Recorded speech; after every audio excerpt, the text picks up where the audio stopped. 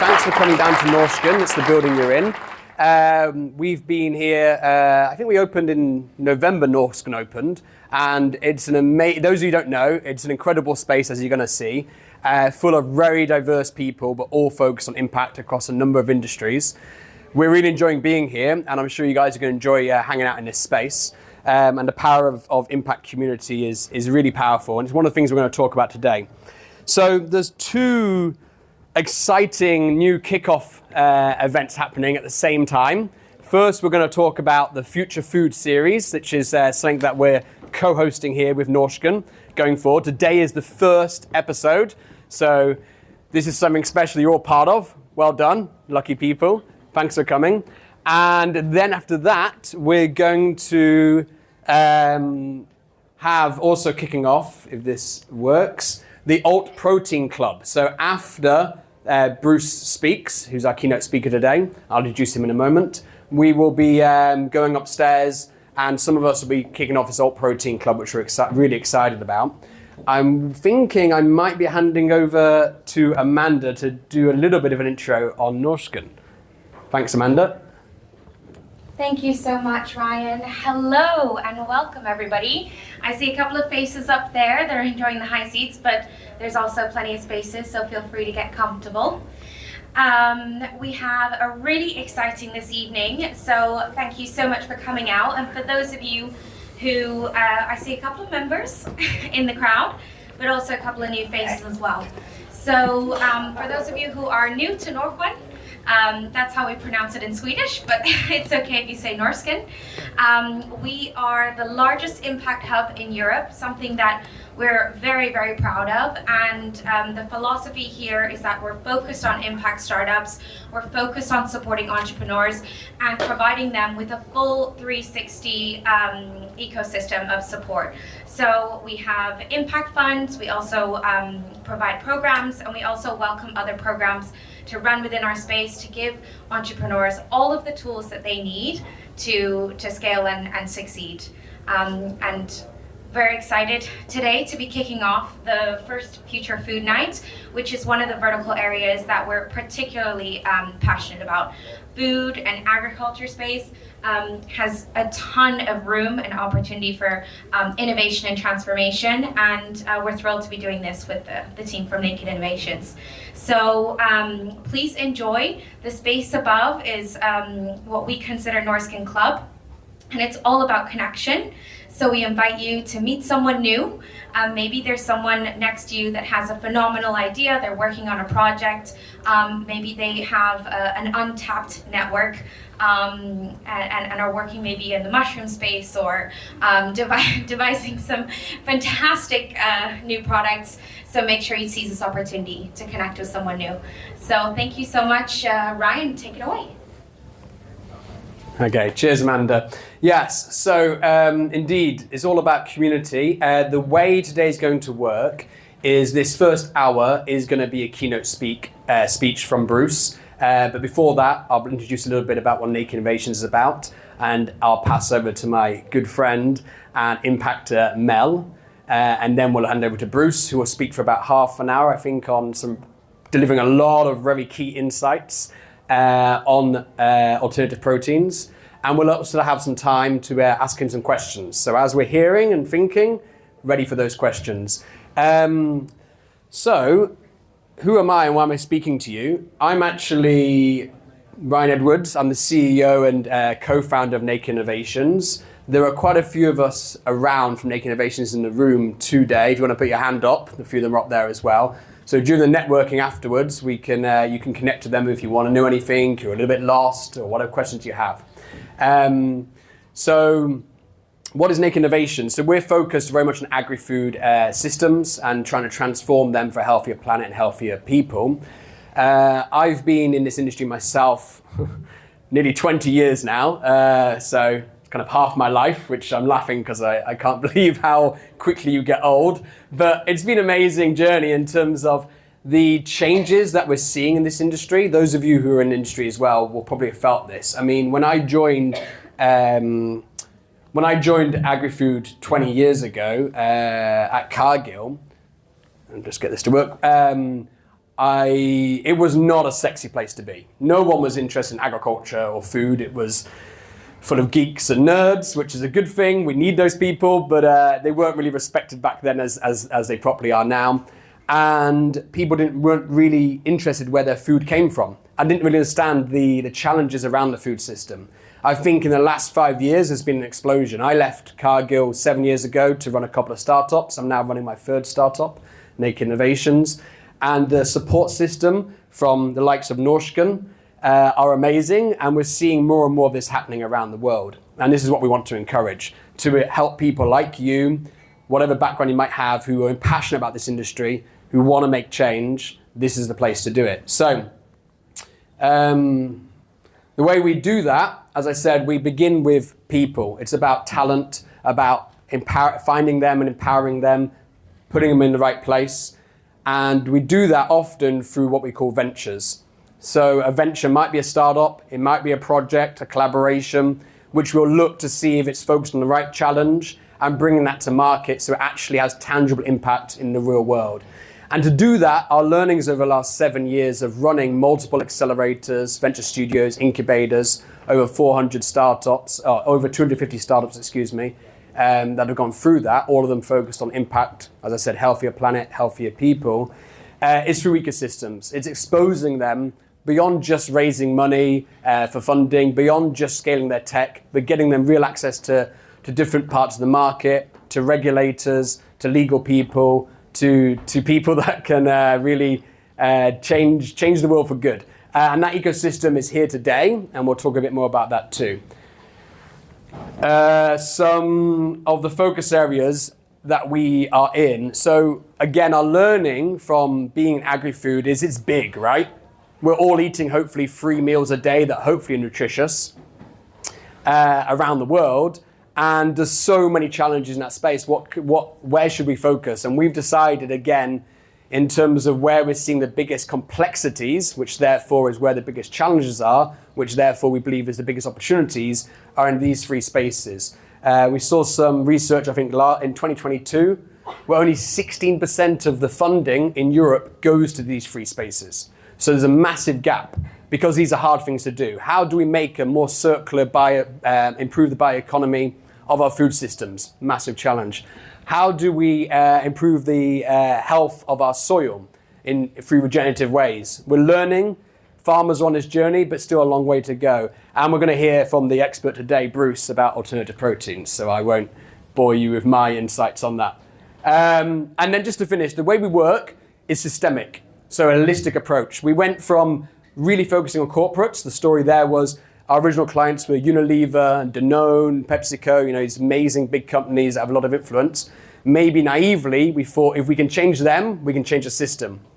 Turned out that wasn't the case. Even those massive companies themselves can't change a system. So that's when we started working with governments in different parts of the world and also with research and tech organizations and non-profits and communities. We feel together around a common challenge with amazing people, with diverse skill sets, we can make a difference. So that's what I'm really excited to see here in this room right today and what we're going to talk more about later. And with that, I would like the clicker to work for me. I'd like to pass over to Mel, who is a good friend of mine, an amazing musician, I should add, which is what she's not here for today, and leading the chapter on effective altruism here in Barcelona. Over to you, Mel. Good evening. Thank you all so much for coming. It's so exciting to see so many faces here. My name is Melanie, and today I'm representing the effective altruism community in Barcelona, which I'll explain more about in a second. Thanks. So before we dig into Bruce's talk, I just wanted to ask you to reflect on a question, which is, why are we here? Why did you choose to come here tonight? Why do you want to learn more about the future of alternative proteins? Is it because you really like veggie burgers and you want to see more of them in the future? Or is it because you want to see a change in the food system the way it is now? And if it's the latter, I'd like to ask you why that's the case, given that right now we at least are benefiting from the system as it is because we have cheap and tasty meat available to us at the drop of a hat. So why would we want to change that? Well, as we all know, there are many reasons why, and I'm going to talk very briefly about two of them. Firstly, because we know the damage that it's doing to our planet. We know that animal agriculture is producing a lot of greenhouse gases, which are contributing to climate change. We know about deforestation, soil degradation, water use, land use, and so on. And when we zoom out and look at this, we think, this can't continue. If we keep going the way we're going, we're not going to be able to produce food to feed an ever-growing population. And in the future, there's going to be more climate catastrophes and more suffering. So why would we keep doing this? The other reason, perhaps, is because you've seen or read or worked in the industry of factory farming, and you know about the conditions that the animals live in. The confinement, the lack of access to the outdoors, the complete disregard for how they feel, even when they are as sentient as we are. And you think, this can't be right, this has to stop. Why would we keep doing this when there are alternatives, as Bruce is going to talk about? So if either of these problems resonated with you, I would dare to say that that is because you are altruistic, which means that you care about the suffering of others, regardless if they are people in another country far away, or if they are people that are not yet born, or indeed if they are members of another species. However, it's not enough to just care and want to help, because these problems are so big and complex that they require careful consideration, careful reasoning, looking at the evidence, looking at the research, in order to take the best decision about how to act. And this is the principle of effective altruism. Effective altruism is a global community and research field that aims to find the best ways to help others and put them into practice. What we do is we learn about the world's most pressing problems, and we try to align our careers towards working on these problems and trying to have an impact. Or if not, by donating a portion of our income to the most effective organizations that are already working on these areas. And the reason that the food system is so critical that we have to change is because it's at the intersection of several of these problem areas. For example, hunger, climate change, animal welfare, pandemics, etc. And Bruce will talk more about that. So we recognize that this is something that we have to change. So effective altruism, the movement was officially started in 2011 in Oxford. And since then, it's sort of spread into a global movement. And there are now hubs in many different cities and countries around the world, as you can see, including in Barcelona. And so there are groups of people that are getting together, thinking about these problems, learning about them, trying to shift their careers towards working on them or donating toward the cause. And actually Norrsken House, where we are right now, was also founded in part on the principles of effective altruism. So that brings us to where we are right now. And I'm representing Effective Altruism Barcelona. I'm the community organizer. And you can see some of the activities that we get up to. For example, career planning workshops, some talks about AI safety, effective giving. This was a hike to Tibidabo. Sometimes we just do things for fun, not always about impact. And we're very happy to be also supporting, organizing the talk today. And that's pretty much all I wanted to say. If you'd like to learn more about EA Barcelona, you can scan the QR code, which will take you to some resources. My name is Melanie. We also have Pablo at the back who's filming, and Ricard is there. Can you put your hand up? So if you want to ask us any questions about how you can get involved or just want to learn more about it, you can come talk to us during the networking. And I think that's all I wanted to say.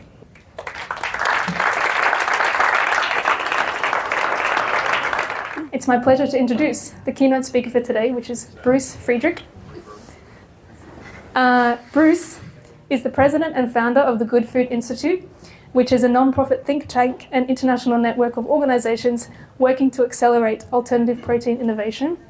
He has written publications in Wall Street Journal, CNN, Nature Food, and others. And his 2019 TED Talk has nearly 2.5 million views and has been translated into 30 different languages. Just a bit of background, Bruce and I actually connected for the first time last year in an Effective Altruism conference online. I think it was in November, and we had this idea, hey, you're coming to Barcelona, let's give a talk. And so it's really cool to see that that's finally happening right now. So please join me in welcoming Bruce Friedrich.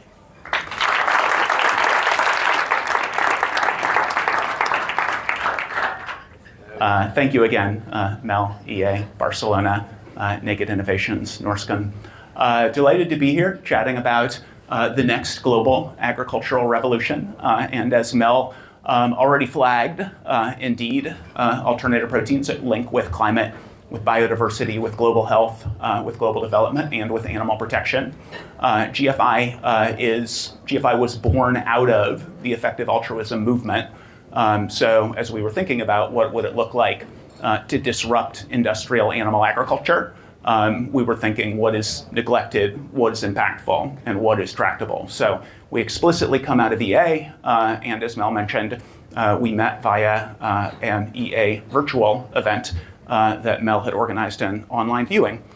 So what's the problem that we are here discussing how to address? The problem that we are here discussing how to address is that meat production over the last 26 years is up 70%. And all of the predictions are that between now and 2050, the next 26 years, it's going to be up somewhere on the order of 62% to more than triple. So right now, globally, the world consumes about 356 million metric tons of land animal meat, another 210 million metric tons of sea animal meat, and that just keeps going up. For ruminants, it's going to be up 60 to 90% globally through 2050, and that's going to make climate goals impossible. So the Intergovernmental Panel on Climate Change has said, unless meat production goes down, 2.0 is way out of reach, and 1.5 is probably out of reach. Industrial animal meat production has to go down.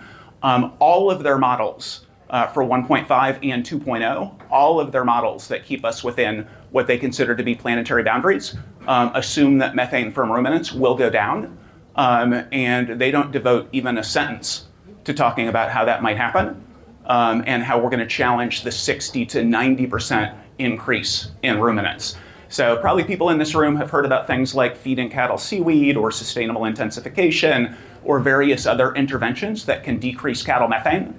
The modeling that has been done indicates that even if all of that works, our best case scenario is a 25% decrease in methane from extant ruminants, which will be swamped by the 60 to 90% additional ruminants through 2050.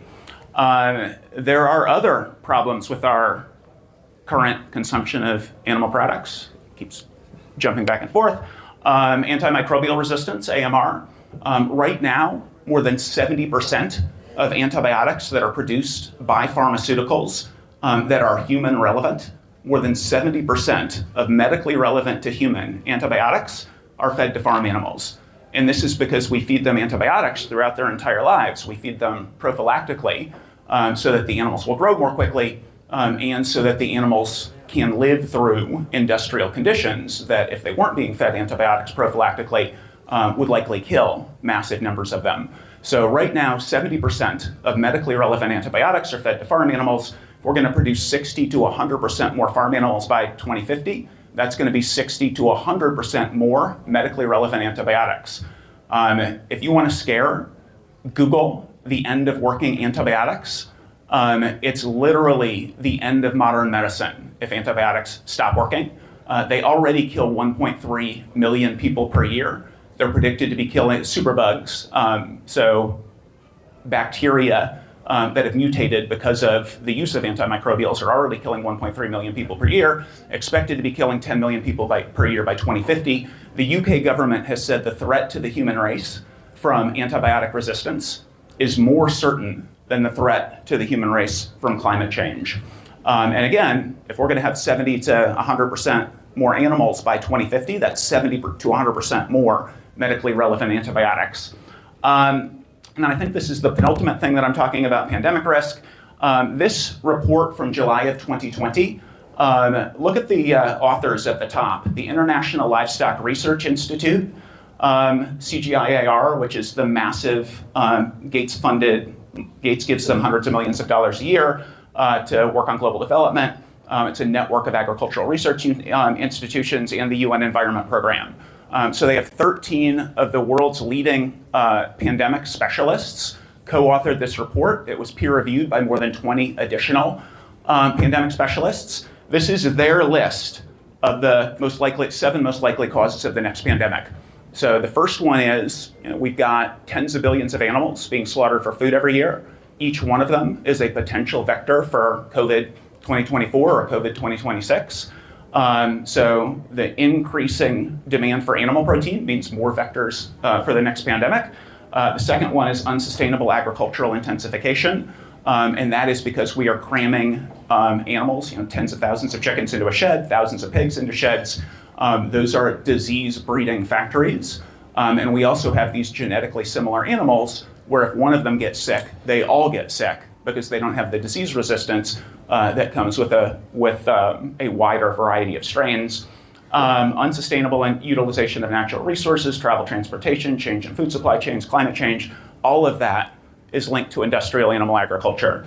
And then the last thing to mention, okay, I don't have a slide for the last thing I was going to mention, which is food security. But we talked about global poverty. Michael Kremer is a University of Chicago economist. He won the Nobel Prize in economics for his work on global development. In December, he released a report. It was one of 6 interventions that his commission at University of Chicago came up with for intervention that deals with food security and climate. One of them that they are excited about is alternative proteins. And what Kremer is concerned about is the inefficiency of growing crops to feed them to animals so that we can eat animals. So it takes 9 calories into a chicken to get 1 calorie back out from the chicken. It takes 11 calories into a pig. It takes 40 calories into a cow to get 1 calorie back out from that animal. So who in this room would go to your refrigerator, take out 8 plates of pasta, dump them in the trash, and eat 1 plate of pasta? All right, nobody is like, bring on Armageddon. But no, of course not. And I'm guessing, if you're like most people, you're concerned about food waste. And we should be concerned about food waste. Something like 40% of all calories that are produced globally are wasted, they're not consumed. But there is, in the physiology of the chicken, 800% food waste. We are growing massive amounts of crops to feed them to chickens, to feed them to pigs, to feed them to cows, and chicken is the most efficient. And it's not just 9 times the land, 9 times the water, 9 times the pesticides and herbicides. It's also multiple extra stages of production, which is why this is such a climate nightmare. So none of us would do that, and yet that's what's happening. And that's what Michael Kremer is concerned about. A little over a decade ago, the global envoy on food to the United Nations, a guy named Jean Ziegler, he called biofuels a crime against humanity. Crime against humanity. He said 100 million metric tons of corn and wheat fed to farm animals, that's a crime against humanity in a world where 750 million people are living in nutritional deficit. That same year, 756 million metric tons of corn and wheat were fed to farm animals. It is now north of 1 billion metric tons of corn and wheat fed to farm animals, according to FAO, and another 270 million metric tons of soy in this incredibly inefficient system, which drives up land prices, drives up crop prices, and literally leads to malnutrition and starvation, which is the thing that Kremer is talking about. So what's being done to solve the problem? What's being done to change this massive upward trajectory of meat consumption all over the world? Mostly it's this. Mostly it's people like me standing here telling you about it. And it's not working. So, I think the first slide was over the last 26 years, we've seen meat production globally go up more than 70%. That's true of land animal meat and sea animal meat. And everybody who's willing to listen knows that eating animal meat is not particularly healthy. Everybody knows about the environmental consequences. Everybody knows about the cruelty to animals. This is a drum that has been being beat by vegetarians and flexitarians and health and environmental advocates and animal advocates for a lot more than 26 years. There is not a new strategy wherein people trying to convince everybody to eat less meat is suddenly going to work. There appears to be something biological or physiological or emotional, I don't know, but people just really like to eat meat. And the areas of the world, as people can eat more meat, they do in fact eat more meat. So that's our observation, and there are only 2 things that might change that upward trajectory. One of them is suddenly this starts working, which seems unlikely. Since 1971, 340% increase in meat production. The other one is let's make meat from plants and let's cultivate actual animal meat from cells. And that is alternative proteins. And the plant-based meat sort of brainstorm is that meat is made up of fats, proteins, minerals, and water. That is all meat is. Plants also have fats, proteins, minerals, and water. And hey, plant fats don't behave like animal fats, and plant proteins don't behave like animal proteins. But with scientists, we should be able to figure out how to change that, how to convince essentially plant fats and plant proteins to behave like animal fats and animal proteins. And we're not there yet. So I don't think you guys can get the Impossible Burger, but the Impossible Burger in professional taste tests is the only plant-based meat that has so far satisfied meat eaters in professional taste tests. It's done it consistently. Nothing else has even come close. So we still have our work cut out for us. And one of the really tough things is that a lot of people think, oh, I've had veggie burgers and they sucked. And the reality is that up until Pat Brown and Ethan Brown came along and said, hey, we think we can replicate the meat experience with plants, the idea of veggie burgers and veggie dogs and veggie chicken was, hey, the soy oil industry has all this protein, and mostly we're feeding it to chickens and pigs and cattle. Maybe we can charge more for it if we feed it to human beings.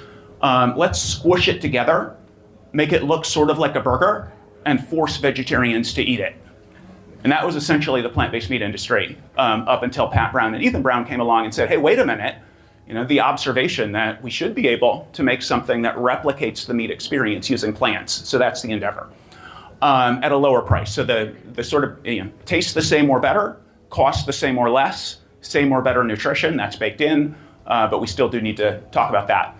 And then cultivated meat is just take what works with tissue engineering, take what works with therapeutics in terms of animal tissue and human tissue, figure out if we can cross-apply that to meat and scale it up.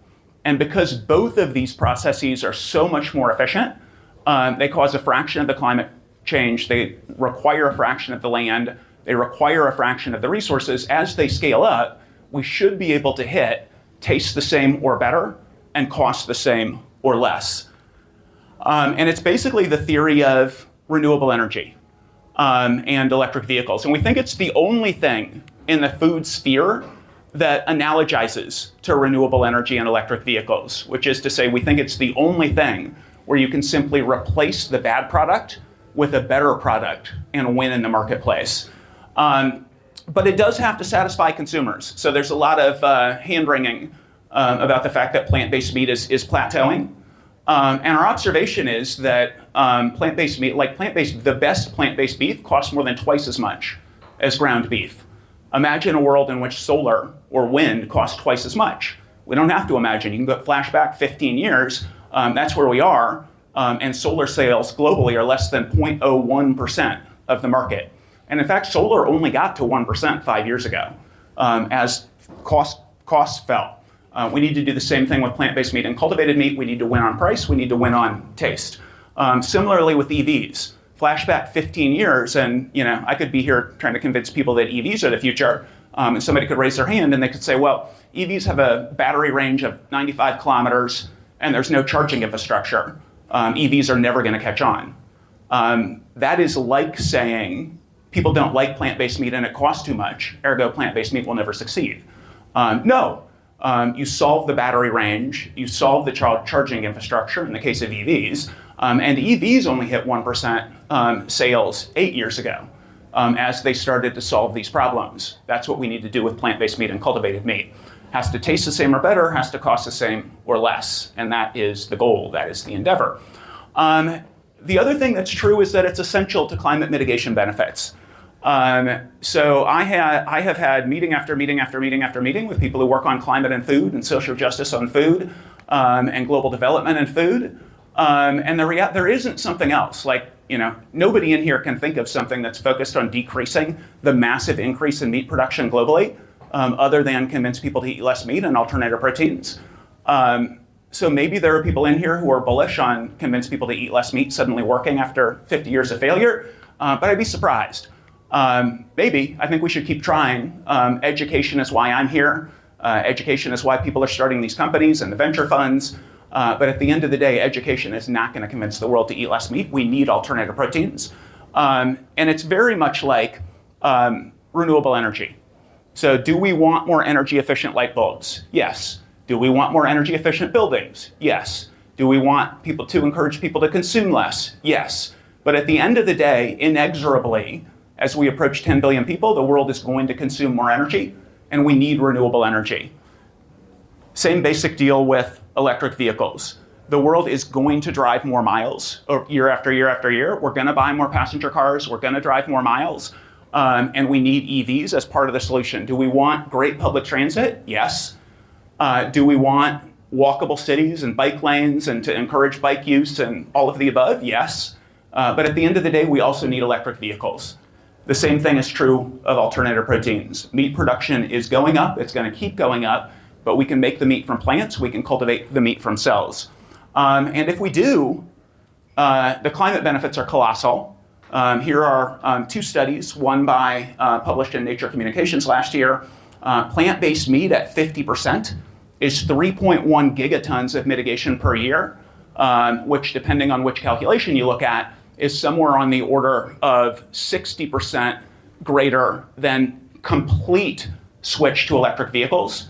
A 100% switch to electric vehicles, it's either 60% to almost double, just at 3.1 gigatons and at 50% plant-based meat penetration. And that's before you even get to the land use change issue, which could get you another 3.4 gigatons of sequestration potential. McKinsey is even more bullish on alternative proteins. They look at plant-based meat and cultivated meat, and they say alternative proteins writ large at 50% is 5 gigatons of mitigation. So that is double taking every single passenger car, van, bus, small truck, and converting it to electric on the entire planet. That is 5 times grounding every single airplane on the planet. It's not switching to anything. It's just no more air travel. At 50% plant-based meat, that is the equivalent of alternative proteins. That's the equivalent of what you get. And you take the chance of your food causing antimicrobial resistance or the next pandemic from huge to zero. You literally eliminate those first 2 of the 7 most likely causes of the next pandemic and eliminate the contribution, the 70% of global antimicrobials that are human relevant. None of them need to be used for alternative proteins. So massive benefits. Another way, the sort of third way that alternative proteins analogize to renewable energy and electric vehicles is that once the industry exists, it will be wildly profitable. And this is why GFI, we work with ADM, we work with Nestle, we work with the 3 biggest meat companies in the world. They see opportunity here. One of the modelings from ClimateWorks and the Global Methane Hub, they look at all of the ag interventions that exist for methane mitigation. So they look at rice, all of the rice methane mitigation interventions that are being tried, all of the livestock interventions that are being tried, all of the food loss and waste interventions that are being tried, and they look at alternative proteins. And what they're doing is encouraging governments to invest in these interventions. And what they found is that 98% of the economic value of those interventions come from alternative proteins. Because just like renewable energy and electric vehicles, once you get to price and taste parity, the private sector can simply take over. And this happens naturally because there's a massive economic incentive. They also say 83 million jobs. The Center for Strategic and International Studies is encouraging the US government to go all in on alternative proteins. They're saying that alternative proteins should be prioritized by the government in the same way the government prioritizes advanced chips for artificial intelligence, biopharma, and clean energy transition. So at GFI, when we're meeting with governments in the United States, are like one leave behind, our policy leave behind for our meetings with congressional representatives, has a big quote from Donald Trump's Secretary of Agriculture, 2-term governor of Georgia, Sonny Perdue, about his enthusiasm for alternative proteins, not because he cares about any of the sort of benefits to the world, but because he wants the US to win. It's a biotech industry and he wants the US to win. So leaning in on the economic benefits can turn this into something bipartisan. So this is GFI. We have 6 GFIs. We operate in the US, obviously, India, Israel, Brazil, Asia Pacific, and Europe. The only 2 questions we ask when thinking about what area of the world we should operate in are, do they have world-class scientists, a world-class scientific ecosystem, and do they have a government that funds a lot of science? GFI is a science think tank, so the plurality of our team members around the world are scientists. Our largest budget item by a large margin is science. It's the science of what does it look like to make plants behave like plant-based meat as close as possible and scale up so that it can win on price and taste, and then basically the same question with regard to cultivated meat. Our global battle cry is that governments should fund the transition. Our global battle cry is that CSIS is right. And just like governments are funding biopharma, just like governments are funding advanced chips for AI, just like governments are funding renewable energy and electric vehicles, they should be funding science, and they should be incentivizing private sector activity. So that's what we're doing in all the areas where we operate. So this is what we do. We use the KPI system that Google popularized, objectives and key results. Everything that all of the GFIs around the world do fit into one of 5 objectives. Our 3 programmatic objectives are basically science, policy, and industry. Science is all about building a scientific ecosystem to solve the hard challenges in a way that the entire industry can benefit from. So we have a monthly science of alt protein webinar, we have a monthly business of alt protein webinar, and we have a steady stream of scientific analyses that we put out to try to help guide the global scientific community toward what are the biggest challenges to getting to taste and price parity. Our pride and joy is our university program called the Alt Protein Project. We have 54 alt protein projects around the world. It is a super rigorous and competitive. It's unlike anything I experienced in college. The organizers have to sign an MOU with GFI. They have to agree to go through training. They have to agree to pick their own objectives and key results. If you Google Alt Protein Project, you can see what they have to choose from. They have to set goals, and they have to report quarterly on how they're doing against their goals. So identifying technological bottlenecks, then we deploy funding. We give away about $4 million a year focused on our competitive grant program. So we figure out what are the challenges we want to solve in plant-based, cultivated, and fermentation. And then we do a call for proposals, and then we select from those proposals. And then we publish the results to try to build an ecosystem of solving those problems. As I mentioned, our global battle cry is policy, and GFI scientists are integrated with government scientists in all 6 of the areas of the world where we operate. We're literally helping governments to hire program managers and help them understand alternative proteins so that they can fund in the area. We fed into Joe Biden's bold goals for US biotechnology and biomanufacturing. And all of it is focused on GFI does not do anything that is antagonistic to industry. We're not trying to take away their subsidies. We're not trying to tax them. We're not trying to break them up. All we are doing is affirmative, very much like the big climate bill in the United States. We want funding for science. We want private sector incentives. A big part of the private sector incentives is support for infrastructure and manufacturing. We really lean in on the economic analyses. McKinsey has done 2 economic analyses about how insanely profitable and how many jobs this industry can bring. And then industry engagement. We produce a steady stream of thought leadership in industry. And I appear not to have that slide. But if you go to gfi.org/industry, we have state of the industry reports, constantly publishing investment analyses and other analysis focused on industry. And then we convene industry, as we did here at the National Academies of Sciences. We pulled together Cargill and ADM and a bunch of CSOs and CEOs from plant-based and cultivated meat startups. And we gathered at the National Academies of Sciences with the people at OSTP, the Office of Science and Technology Policy in the White House, as well as USDA, our Department of Agriculture, as well as the National Science Foundation, and had a listening session to feed into what was going to be the outcome of that report. Oh, here we go, resources for industry. So there you go. And then the last thing to say is we are a nonprofit organization. We do not take corporate money. We do not take government money. We are funded 100% by philanthropy. And Giving Green is an EA charity evaluator that focuses on climate.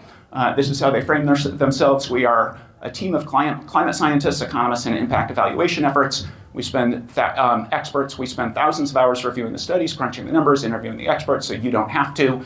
And they selected us as one of 5 top charities in the world for climate impact. And in the US, probably the most respected charity evaluator is called Charity Navigator.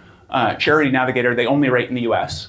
So you probably haven't heard of them in Europe, but if you Google Charity Navigator, they are the most reputable in the US. They did a deep dive into Giving Green's analysis and evaluation, decided that they were very impressed with how Giving Green thinks about charity evaluation. And we are now one of Charity Navigator's top 4 most impactful charities in the US for climate impact. So this is true. Humanity does indeed pose a threat to the stability of the planet, whether you're talking about global health, things like pandemics and AMR, or you're talking about biodiversity loss and all of the land that's required, or you're talking about climate change, or you're talking about global poverty and malnutrition. The way that we currently produce meat, we've been doing it this way for 12,000 years. It is antiquated, it is inefficient, and it is killing us. And it's time for a better way. And that's what GFI is focused on. And I am delighted to be here and really grateful to all of you for turning up.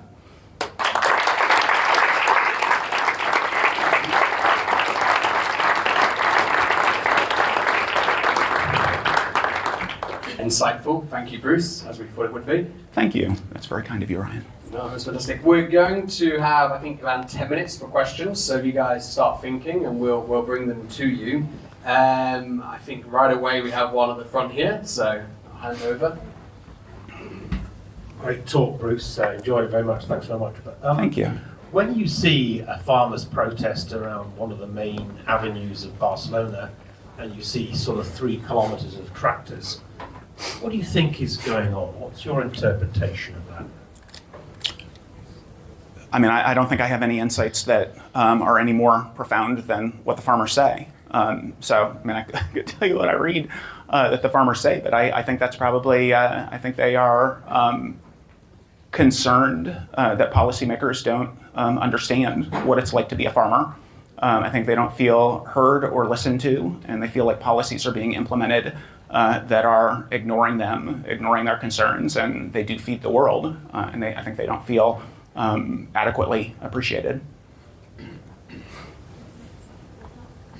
Work my way up.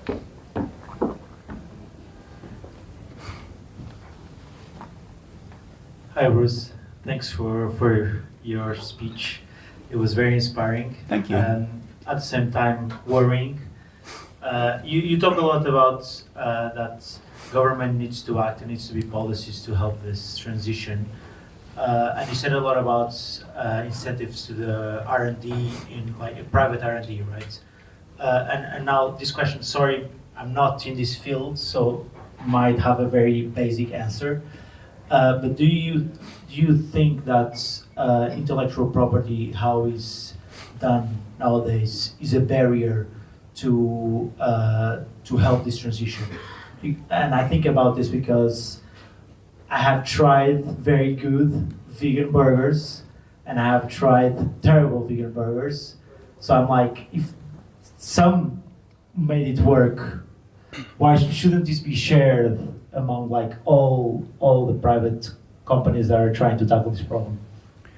Yeah, I mean, the reason that we are most excited about research centers that are doing work that's not open source but is open access is precisely the problem that you identify. I mean, it's a little hard to begrudge, for example, Impossible Foods, the patent on their heme. In my perfect world, they would go B2B and license that patent to the rest of the plant-based meat industry globally. But they probably don't raise the hundreds of millions of dollars that they raised to discover that heme in a world that doesn't have IP protection. So you sort of take the good with the bad, I think. And similarly, you know, a company like Upside Foods has raised $600 million to advance cultivated meat. It probably would have taken a really long time to get to where they are technologically, relying exclusively on the private sector. I also think there's a significant degree to which, as we say, governments need to fund this transition, like part of what gets governments excited about it is the startups in the private sector. And however much we might wish investors were enthusiastic about investing in companies that had no IP, they're not. So it just sort of it's part of the deal. So I think we need to lean in and do our best to convince companies to do B2B introductions if they're going to have IP, which can also be hugely profitable. But also really lean in on the idea of research centers doing open access science focused on the most intractable problems. Hi, my name is Adela Martinez. I have a project called Huertos in the Sky, which transforms Barcelona rooftops into vegetable gardens and green roofs. I'm a consumer of plant-based. I love Eura, actually. Thank you for that. And basically my question is, when I look at these plant-based solutions, they are all based on soya or peas, different plants. So my question is, how do we link that to regenerative agriculture? How do we make sure that product is coming from those areas? Because we're not going to fill the world of peas, suddenly everything is monoculture and we need peas everywhere and soya everywhere.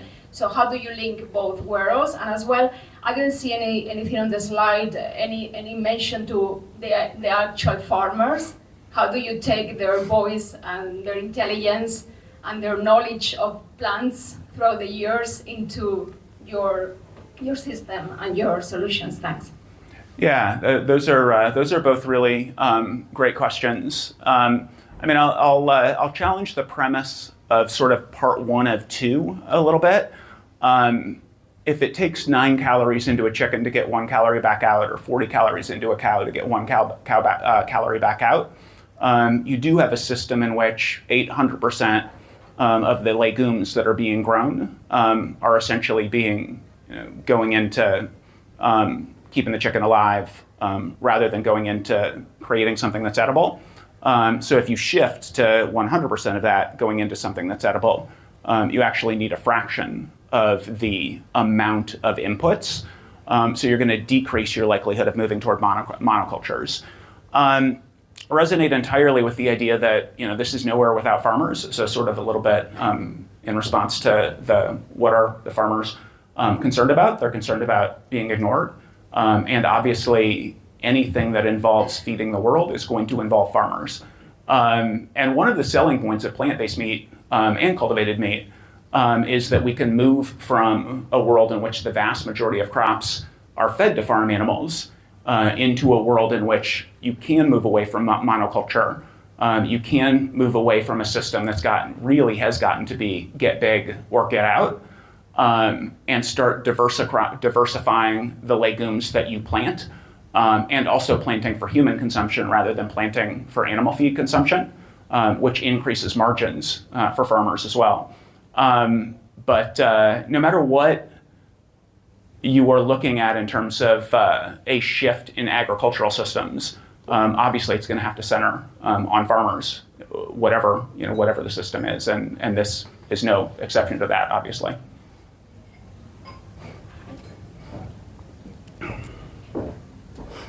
Hi, Dimitri.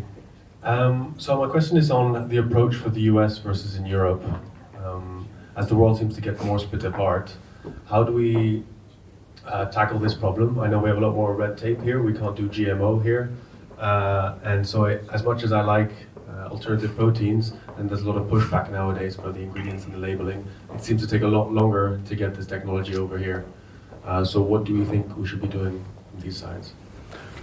I think it's fascinating that you're probably going to see cultivated meat sold in the UK and Switzerland quite a while before you see it sold in Barcelona or anywhere else in the EU, which is unfortunate. And it is fascinating, I think, that the European Union, as governments go that are concerned about biodiversity loss and climate change, it's almost in a class by itself in terms of taking climate change and biodiversity loss seriously.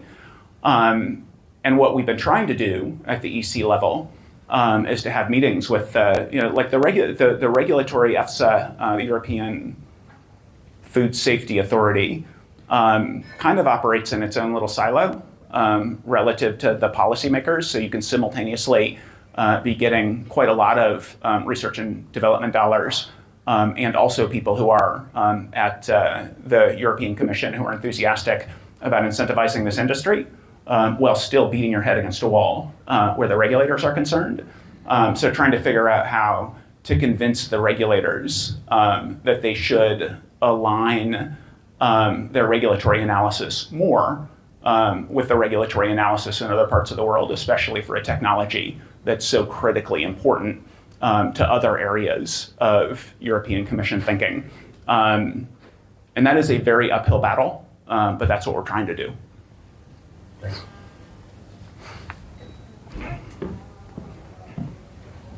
Hi. Thank you for talking about those topics. It's quite important. I'm personally quite bullish on cultivated meat. Looking forward to teriyaki beef made in a lab. So I think you answered my first question, but I'm gonna mention it. It was about the risk with plant-based meat around monoculture crop, but also the dependency on a few private companies who are a global source of processed meat. But I'm very curious about your thoughts on regenerative agriculture and regenerative grazing in natural ecosystem as an alternative to a plant-based meat solution. I mean, my understanding, and it seems to me like there's an awful lot of dispute on the pro-regenerative ranching, anti-regenerative ranching. What I think is definitely true is that to the degree regenerative ranching is part of the solution, alternative proteins would be a complement to it. So you think about a world where 3 billion hectares of land right now are used either to graze ruminants or to grow crops to feed them to farm animals. And we need 60 to 100% more land in 2050. From a global sort of poverty standpoint, the thing that is throwing pastoralists off their land, smallholders off their land, the thing that is decimating subsistence fishing communities is sort of the growing need for industrial meat, industrial seafood. So if we start using plants and cell cultivation to make meat and seafood, that will allow fish stocks to replenish such that subsistence fishing communities will be better off. It will also decrease land pressure such that pastoralists and smallholders are not pushed off their land. And on the regenerative ranching question, it will decrease pressure on land, which will make it easier for regenerative ranchers to do regenerative ranching, and it will lower their prices, which will make them more profitable. So their lives get easier as well. What seems to me to be true is that regenerative ranching is good for soils, but not good for climate, I think is what the science indicates to me, but GFI doesn't work on that, other than to point out that for people who are enthusiastic about regenerative ranching, this will be helpful to them and should not be seen as a challenge to them. Amazing. I think we've got time for one more question. So. Thank you. Thanks for the talk, by the way. It was amazing. Thanks. And also thank you for the IP question before, because that brought me to another question is, do you see a trend on the market generally that supports healthy competition, or do you already see kind of the winners of alternative proteins or plant-based meat being kind of bought up by just the few same companies? Like, I mean, I don't feel like there have been any winners yet. So we're like, plant-based meat as well, it's maybe 1% of the meat market. So I think there's just an overwhelming opportunity for competition. I think there's an overwhelming opportunity for competition. They're all tiny businesses. And on cultivated meat, it's even, even more so. One of the points that I like to make about cultivated meat, because people will say, well, look at all the VC money that's flowing into cultivated meat. How many people have heard that? Okay. Now, if we're a room full of people who do cultivated meat, everybody raises their hand. And it's less than $2.9 billion in all of time. So one EV battery factory costs more than, so $2.9 million is like 2.75 million euros. And that's less than the cost of one EV battery factory. The best funded cultivated meat company is Upside Foods. They've raised $600 million. It takes, like if you've already got a drug company, it takes you $1 billion to bring one drug to market. That's your variable cost to bring a drug to market. The most well-funded cultivated meat history in the history of the company in the history of the world has raised $600 million for everything they're doing. Like a fraction of that has gone into R&D. So I do think we should be thinking about consolidation and market competition and incentivizing lots of players. But we are early enough that everybody's tiny.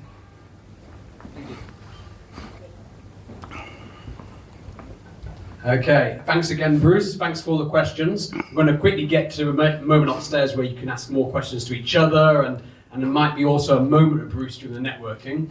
I think what I said right at the start about this industry becoming sexy, it's kind of proven here, right? There's massive challenges. Well, thank you, Ryan. We all got to, yeah, exactly. Look at the pink shoes. I mean, it says it all.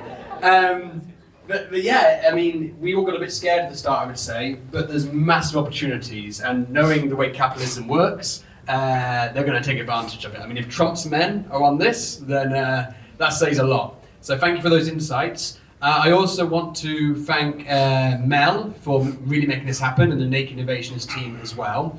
As I said at the start, this is the first of a series of Future Food here at Norrsken. So we're going to be really excited to have you guys back here if you want more of this. Please enjoy hanging out now upstairs in the Norrsken Club, which is a beautiful area. Check it out. Talk to the people around you. There's amazing brains in this room right now.